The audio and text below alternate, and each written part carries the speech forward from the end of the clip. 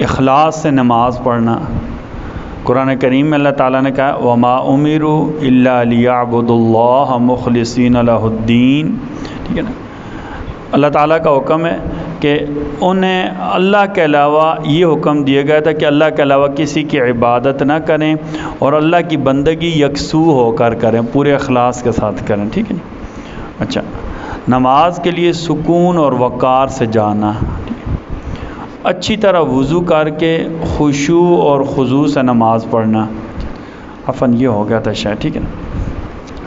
اسی طرح مسجد حرام، مسجد نبوی، مسجد اقصیٰ کے علاوہ کسی مسجد کو نماز کے لیے متعین نہ کر لینا۔ یہ جو تین مسجدیں ہیں نا، یہ جو تین مسجدیں ہیں، ان میں نماز پڑھنے کا اجر نبی کریم صلی اللہ علیہ وسلم نے ہمیں بتلایا۔ اس کے علاوہ سوچ لینا میں فلاں جگہ جا کر نماز پڑھوں گا مجھے زیادہ ثواب ملے گا، یہ شرعاً ایسا کرنا جائز نہیں ہے، ٹھیک ہے جی۔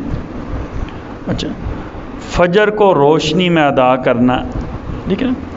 گرمی کے زمانے میں ظہر کی نماز دیر سے پڑھنا، گرمیوں میں ظہر کی نماز دیر سے پڑھنا، ٹھیک ہے نا۔ اچھا، سردی میں ظہر کی نماز جلدی پڑھنا، صفوں کے درست ہونے کے بعد تکبیر تحریمہ کہنا، صفیں ٹھیک ہو جائیں اس کے بعد امام نماز شروع کرے، ٹھیک ہے نہیں۔ قیام کے وقت پاؤں کی انگلیوں کا رخ قبلے کی طرف کرنا، یہ سیدھے، ایسے نہ ہو، نماز ایسے سیدھی ہوں، ٹھیک ہے نہیں۔ تکبیر تحریمہ کے وقت سیدھا کھڑا ہونا، یا ایسے نیچے یا ایسے ایک طرف ہو کر، یہ ادب کے خلاف ہے سر، ٹھیک ہے۔ تکبیر تحریمہ کے وقت سیدھا کھڑا ہونا، ٹھیک ہے نا۔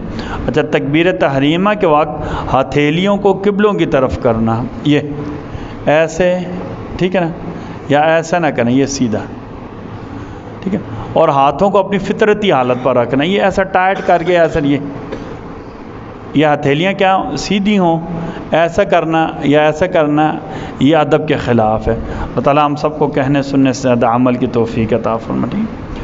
ربنا تقبل منا انک انت السمیع العلیم وتب علینا انک انت التواب الرحیم برحمتک یا ارحم الراحمین۔